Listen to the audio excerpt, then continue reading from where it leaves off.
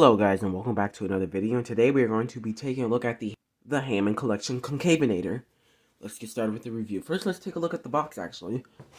So it has a shiny T-Rex skull up there, the Hammond collection logo, concavenator, some sort of trees bordering the bottom, a very nice image of concavenator on the side, a nice picture of concavenator on the back, and, well, the Hammond collection logo again. And also, concavenator barely appears in Fallen Kingdom, which this does acknowledge that, because it has the Fallen Kingdom logo on the side. And it also has, like, it mentions the Lockwood Manor estate on the bottom. So it does acknowledge that this is from Fallen Kingdom, but it's really just part of the diorama. And another way I'm sure that they did not just, like, throw the Fallen Kingdom logo on here is because, well, for the Ceratosaurus box, which we will compare it to later, has the Jurassic Park 3 logo on it, which, just comparing these boxes side by side, this is probably one of the coolest pictures I've ever seen. And, well, let's show the backs off, which there is no picture of concavenator like they have on Ceratosaurus box, but yeah, that's okay. And they do have the Fallen Kingdom logo up here, and this one is Jurassic Park 3. They have a collection logo, and then Ceratosaurus like box. But anyways, let's get this figure out of the box now that I mentioned it. Okay, so let's just cut this out real fast. And collection figures sometimes can be a bit tricky how to get out of the box, but we just really need a cut there. Should be able to just pull it out. Okay. Or maybe not. Let's see. Okay, there you go. So here's our concavenator. It looks really cool. And we're going to have to figure out how to get that out. Okay, but anyways, I cut the wires on it so it'll be easier just to take out of the box. First, let's take the tail out because that'll be a little bit easier, hopefully. Here's the tail, which looks really nice. And now let's actually get the rest of the concavenator out. Let's see. I'll get this out. Okay, so I got it out of the box. Let's just attach the tail real fast. We just gotta put that peg in right there. Or maybe it has to go in a certain way. Oh yeah, I think you have to put it in actually this way, and then twist it. But anyways, here's the tail, we got it in. And let's get this into a more presentable position. But this figure looks really nice. I've only really seen it for a few seconds with you guys right now, but from what I can see, it looks really nice. I mean, the jaw does look a little bit offline, like, can't really see it that well from this side, but you can see the gums a little bit. You can't really see because there's a little bit of gap right there. But anyways, here's a concavenator. It has a really small head compared to the other Hammond collection figure I have, which I will show off later. But anyway, let's take a closer look. So first, we have a very nice sculpt on the head. You can see the teeth, which are not as big as on the Ceratosaurus, which is really nice. You also can see pretty much every bump and detail on the head. And you can see the crest. And then you also can see the nice ridges down the neck. As we go down the neck a little bit further. Get my camera to focus real fast. But anyway, here he is. And then you also can see sort of these bumps on its back. And then we see all nice scaly texturing and like skin folds on the underside of the stomach. And also you can see these little folds by the side of the neck as well. But you can, yeah, right there you can see them. Then we have the really cool spine that concavenator is known for. Nice, really detailed legs. It has really big calves. That looks a little bit unnatural right there. But, yeah. As we move a little bit further down, here it is. The leg has a little bit more of an extra sail on its tail, which I don't know if that's accurate. Then it has a rubbery tail, which is probably posable. But we'll get to that when we get to posability. Oh, yeah. Let's take a look in the inside of the mouth real fast. Which looks really nice. The teeth looks painted pretty well, and it has a nice flesh pink color on the inside of the mouth. But it looks pretty good. And also, let's look at the underside, which there's not too much going on under there, but there's still some detailing like on the neck and a little bit under here. And some nice detailing on the tail. I really like its tail, to be honest. The other side is basically the same. We can see scale detailing on its sort of like this part of the leg and the feet.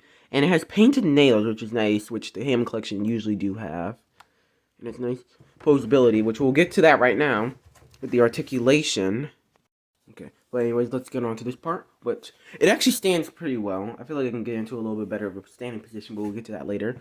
But first, this part of the neck can move up really far and down really, like about here. And then, also I forgot to mention, the upper jaw can open about that far, and then the lower jaw can open, to about here. And then you can do both of them to make it really wide. Then, for this part of the neck, you can move down about that far, and back up about this far. For the arms, you can go outwards. Oh, you can actually go really far up. And then it doesn't really go that far inwards. And then for the arms, you can go this. I think that this part might be on the ball joint. So yeah, you can rotate it like this. And then the wrists are articulated, which is unique because the Ceratosaurus's wrists are not articulated. But yeah, there's the articulation there. Then the legs, you can move them outwards just a slight bit. And you can also move them forwards and backwards, of course, which is a little bit stiff. Actually, let me see. Can you?